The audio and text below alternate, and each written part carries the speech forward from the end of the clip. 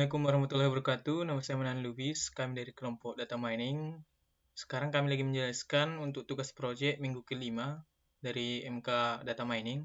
Dengan judul proyek kami itu, Data Mining Analisa Pola Mahasiswa yang sering mengunjungi perpustakaan Umrah Dompa menggunakan algoritma clustering. Nah, pada hari ini temanya itu tahap data selection dan data transformation.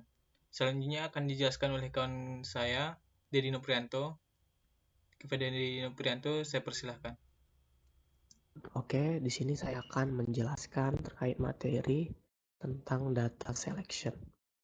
Nah, sebelum kita masuk ke materi, di sini ada gambar yang merupakan KDD atau Knowledge Discovery from Data.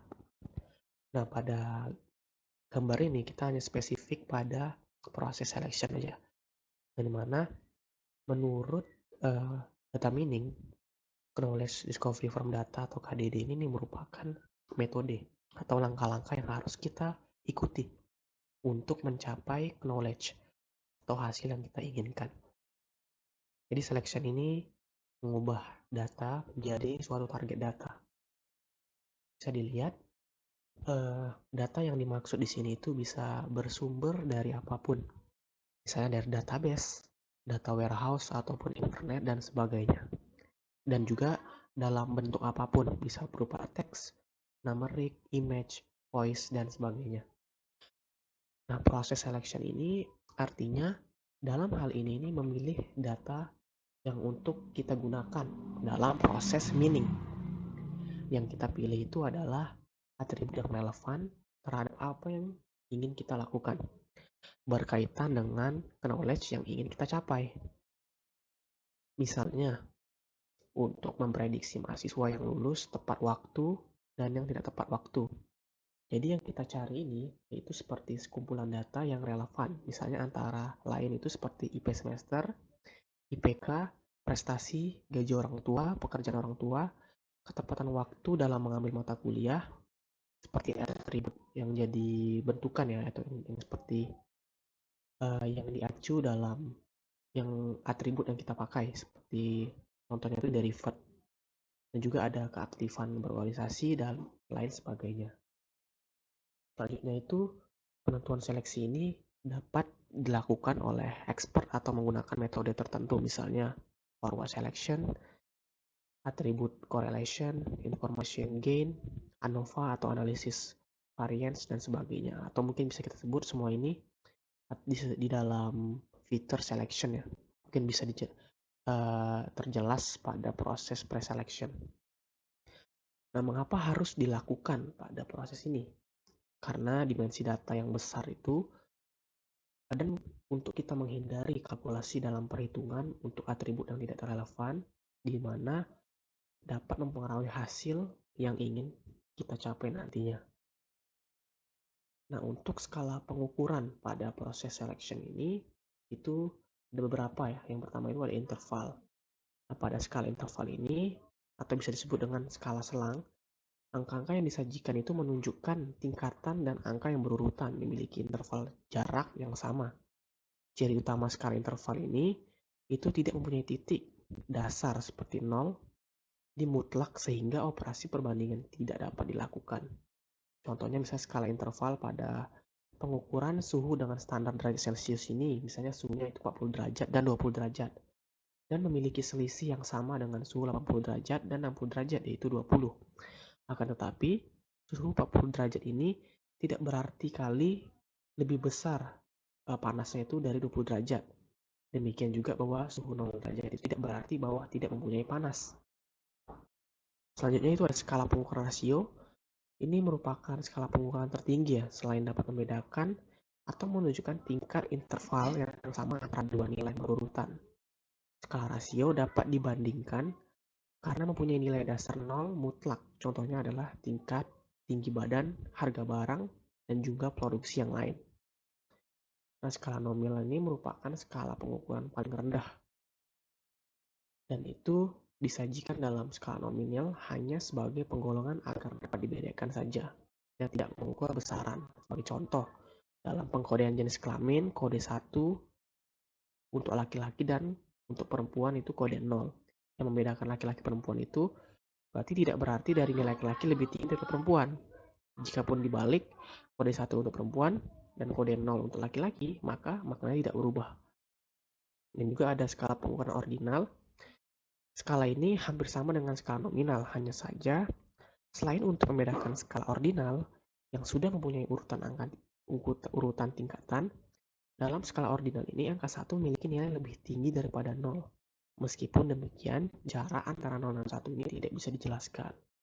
Contoh skala ordinal ini adalah tingkat kepuasan. Misalnya, sangat puas itu 5, puas itu kita buat angkanya 4, cukup puas itu ada di angka 3, tidak puas di angka 2, dan tidak sangat puas itu di angka 1. Nah, angka ini memiliki makna bahwa 2 lebih besar dari 1, 3 lebih besar dari 2, dan 1 dan seterusnya.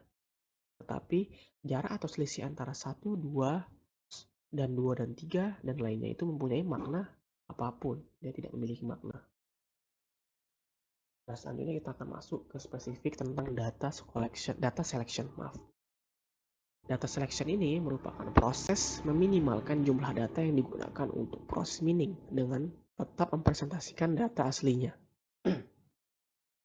Kumpulan data operasional seleksi ini, data darurat perlu dilakukan sebelum langkah penggalian informasi pada KDD dimulai. Nah, nanti KDD akan saya jelaskan di slide selanjutnya. Hasil seleksi data yang digunakan untuk proses data mining ini disimpan dalam file terpisah dari database operasional, yang dimana data selection ini itu untuk kita bisa menciptakan himpunan data target, pemilihan himpunan data, atau memfokuskan pada subset variabel atau sampel data, di mana penemuan discovery akan dilakukan. Dan juga kita melakukan pemilihan seleksi dari sekumpulan data operasional yang perlu dilakukan sebelum tahap penggalian informasi dalam KDD dimulai.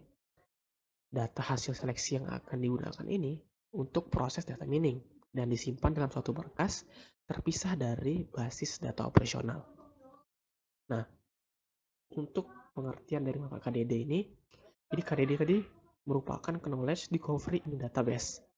Adalah keseluruhan proses non-trivial untuk mencari dan mengidentifikasi pola pattern dalam data di mana pola ini ditemukan bersifat sah, baru dapat bermanfaat dan dapat dimengerti. Rangkaian proses tersebut memiliki tahap pembersihan data dan integrasi data. Proses ini digunakan untuk membuang data yang tidak konsisten dan bersifat noise dari data yang terdapat berbagai basis data yang mungkin berbeda format maupun platform yang kemudian diintegrasikan dalam satu database atau data warehouse.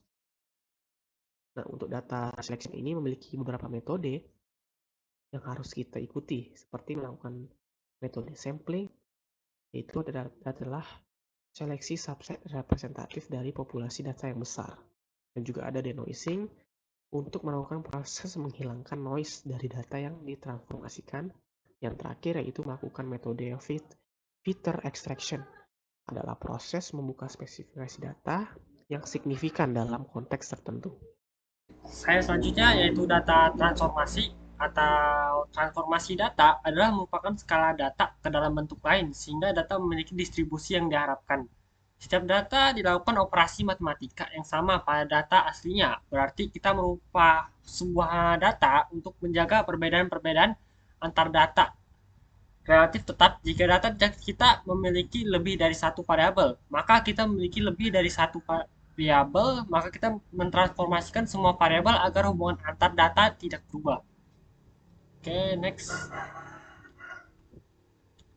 Oke, jenis data transformasi yaitu ada transformasi kuadrat, yang dimana transformasi kuadrat ini berarti kita mengoperasikan peringkat dua data variabel. Selanjutnya transformasi kubik berarti kita mengoperasikan pangkat 3 pada data variabel asli. Selanjutnya transformasi akar berarti kita mengoperasikan akar pada data variabel asli, berguna untuk memperbaiki data yang terdistribusi positif, skewness, dan unequal variance. Data tidak memenuhi asumsi kehomogenan. Dapat digunakan untuk data persentase. Jika nilainya kebanyakan kecil, maka sebaiknya digunakan transformasi akar. Transformasi inverse atau kebalikan.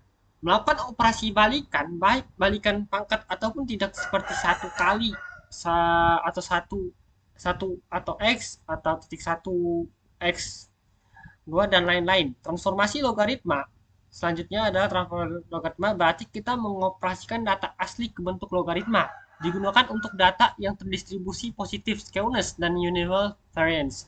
Ada beberapa hal yang perlu diperhatikan. Jika data pada data asli menunjukkan nilai kurang dari 10 atau mendekati 0, maka sebaiknya dikalikan 10 lalu dilogaritmakan atau log 10 kali. Selanjutnya yaitu transformasi aksin, berarti kita mengoperasikan data asli ke bentuk aksin atau balikan sinus. Disebut juga transformasi angular yang digunakan bila data dinyatakan dalam bentuk persentase atau proporsi. Biasanya memiliki sebaran binomial. Oke, transformasi inverse score yaitu digunakan dalam data yang terdapat nilai negatif dan akan menggunakan transformasi berikutnya, yaitu dia punya nilai negatif ya. Berguna untuk memperbaiki data yang terdistribusi positive skew dan unequal variance. Oke, nextnya. Nah, di sini adalah contoh penerapan dan contoh data transformasinya. Yang di sini ada contoh logaritma ya, transformasi logaritma, di mana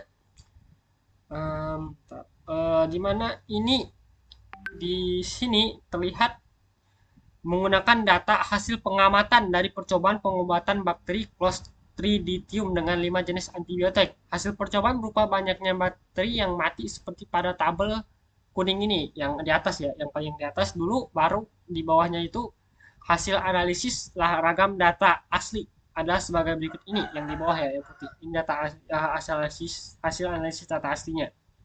Hasil pengujian ini menunjukkan data asli di atas menunjukkan nilai F hitung 27.884. Oke, next.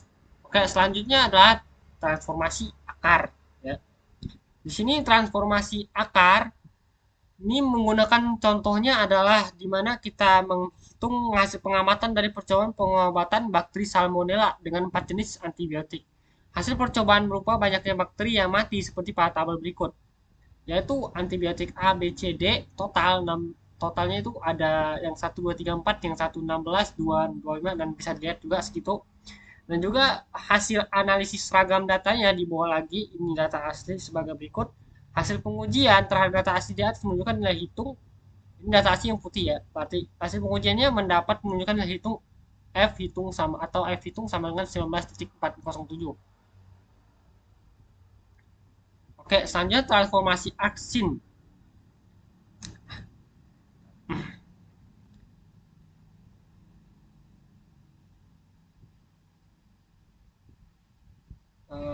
Oke, transformasi aksin ini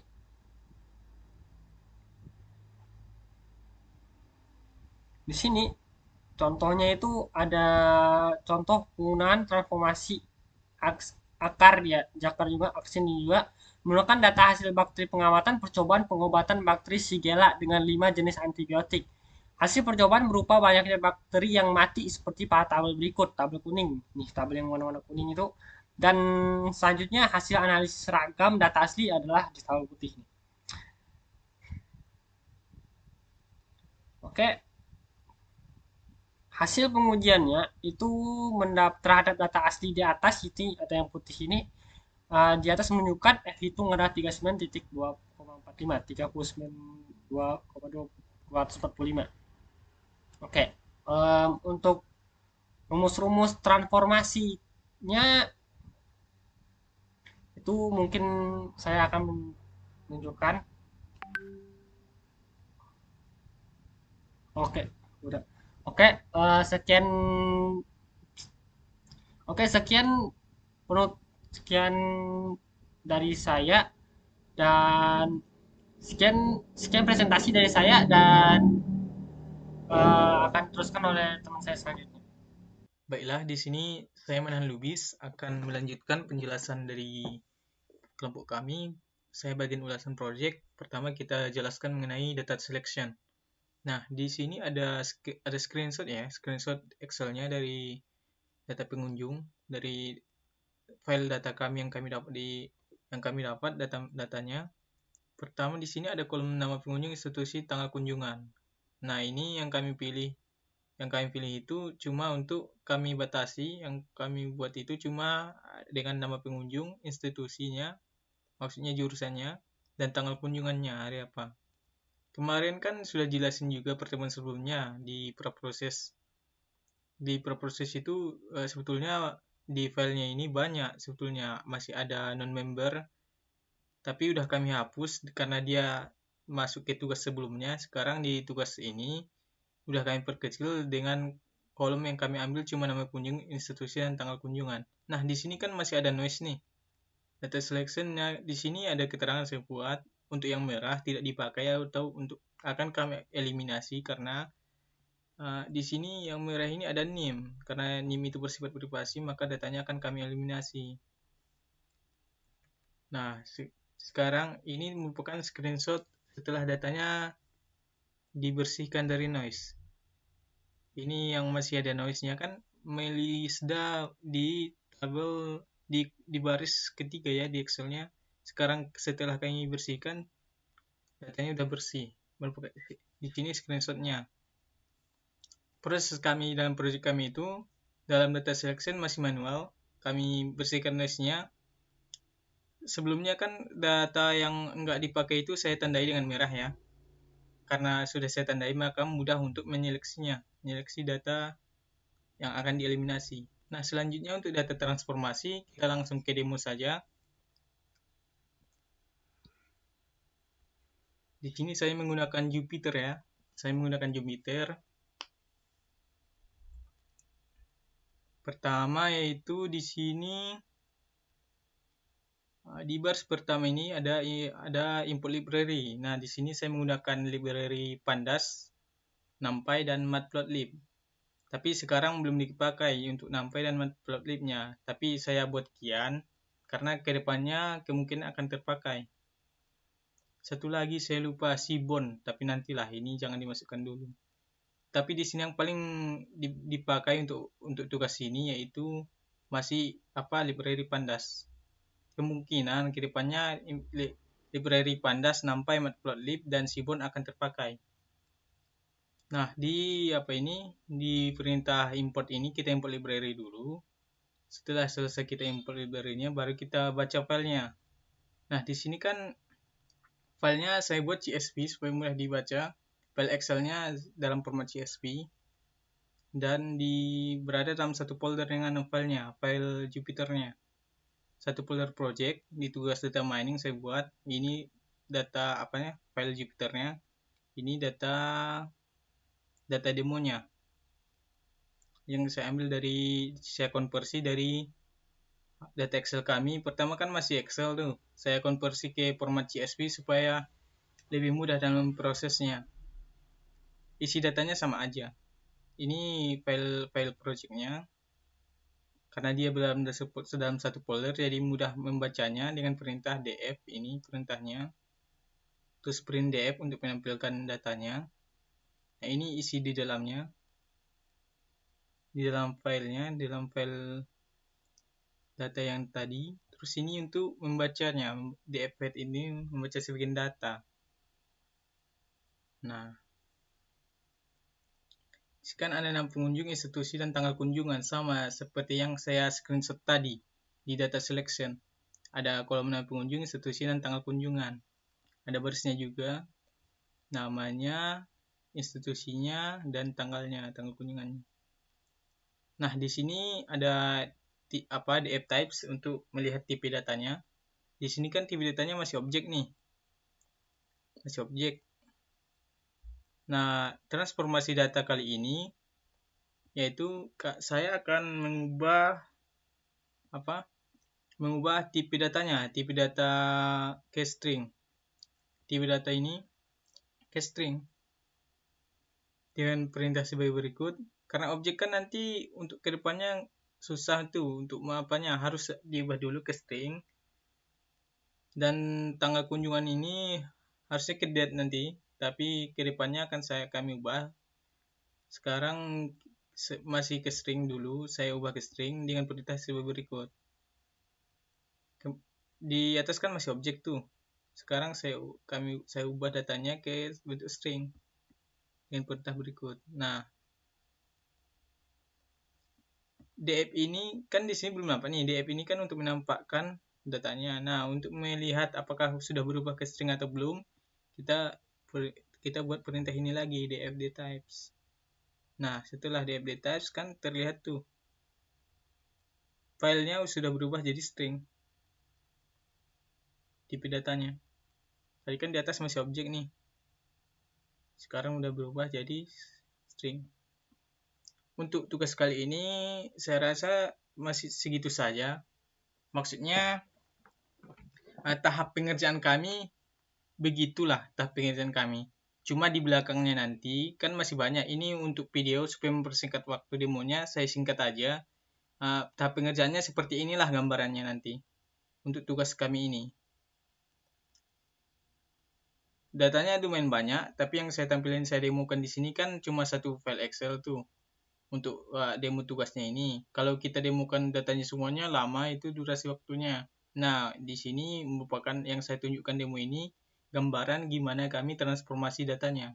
Yang kami transformasi cuma tipe datanya aja, karena pas data selection kolomnya kan cuma tinggal 3 dan noise-nya juga sudah dibilang datanya udah bersih lah. Udah lumayan bisa dipakai, nggak terlalu banyak noise karena sudah rapi kami buat. Nah, ini tinggal mengubah tipe datanya saja supaya nanti untuk diproses selanjutnya lebih mudah dengan tipe data yang sesuai dengan bahasa pemrogramannya. Di sini kami pakai Python lah, jelas lah data mining pakai Python dengan Jupyter ya, saya pakai Jupyter. Nah, cukup sekian dari kami. Kurang lebihnya kami mohon maaf. Kami dari kelompok Simon dan Lubis, anggota saya juga Ripandi Kurnia Ilahi dan Dedi Noprianto. Jika ada kesalahan mohon maaf.